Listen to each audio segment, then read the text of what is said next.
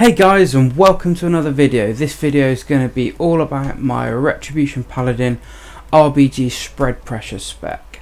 I hope you enjoy. Okay, so the main reason why I decided to move away from the standard Retribution Paladin arena spec and move to more of a unconventional spec for RBGs was to kind of compete in terms of spread damage with other melee classes. A lot of RBG leaders are looking to take their DKs, basically because the DKs have got those fantastic abilities, Gorfiend's Grasp, which is the AOE grip, and obviously their death grip as well, which combined with, say, Solar Beam from a Moonkin Druid can really be a game changer.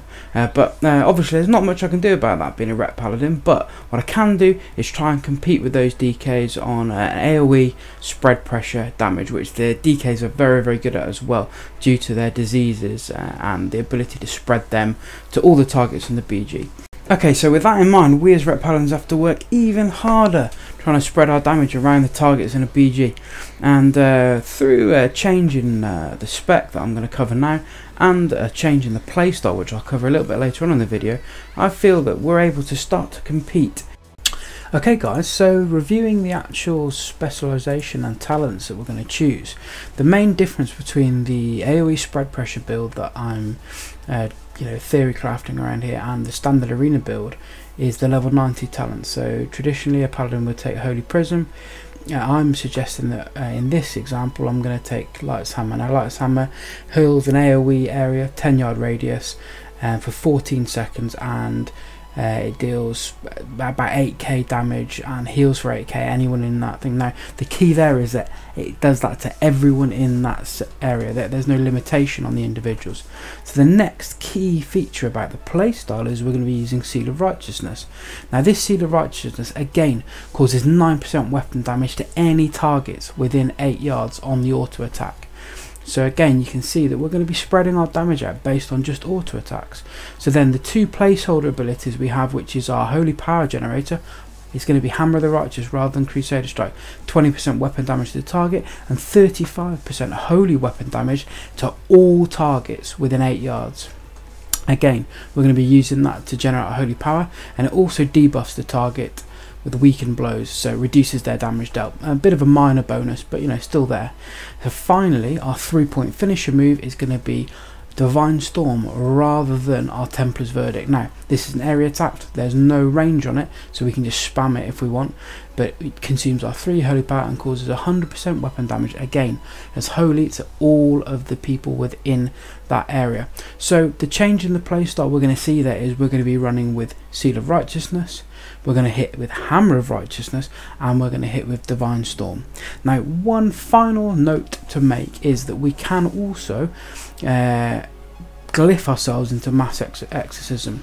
Now as you can see from that glyph, it actually takes away the ranged ability and replaces it with a melee ranged ability that deals an additional 25% damage to all people within an 8-yard radius of that ability. So again, a direct DPS increase there with just using a glyph.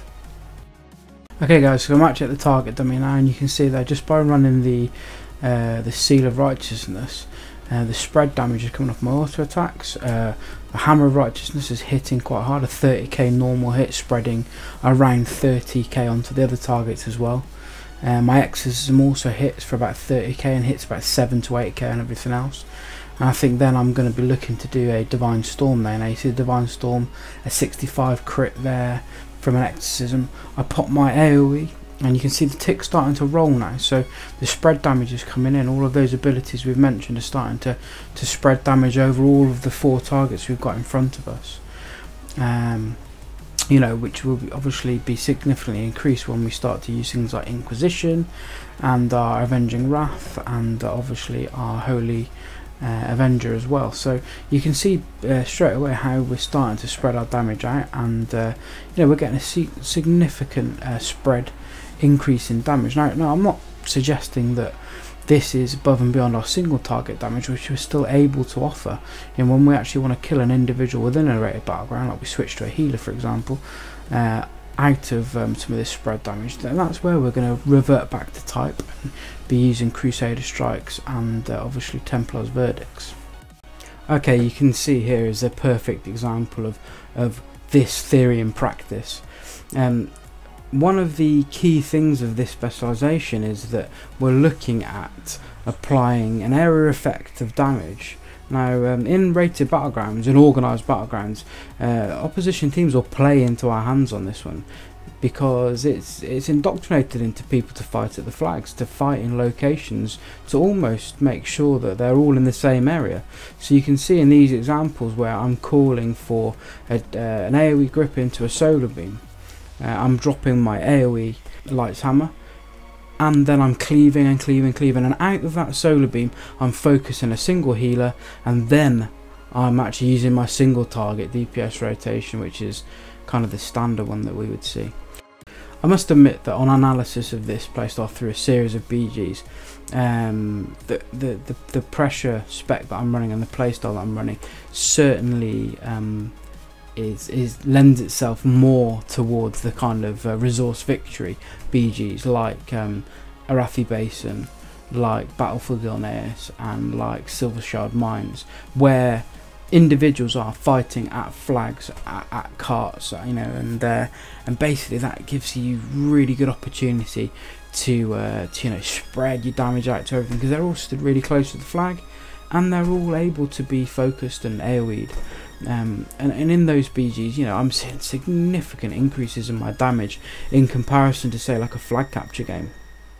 I think personally Ret Paladins have still got a place in flag capture games because of our single target damage and our burst damage on, say, a flag carrier, but this playstyle for spread pressure is certainly more applicable to the resource maps that I mentioned earlier.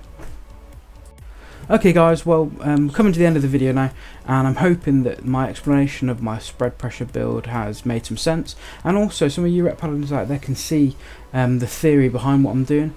I want to just confirm with everyone, this is just theory at the moment. I'm just trying it out. I'm seeing whether the dividends that I'm seeing out of running this spread pressure build and this spread pressure playstyle are going to help, are going to work in RBGs. At the moment, at the kind of 1800 CR that I'm playing, I'm kind of at the top of the damage meters. You know, I'm pulling around 15 million damage, between 15 million and 20 million damage per RBG, which is competing with Locks and Mages and Moonkin Druids, all the kind of range classes that have got big AoE. So you know, on top of that, I'm also still offering my single target burst, which, you know, is really vital for a Ret Paladin. We have really good melee single target damage. So hopefully, if you refer to some of my other videos which have got RBGs within them, they're titled spread pressure builds, and you'll see some of this play in action. So anyway, I hope you enjoyed the video.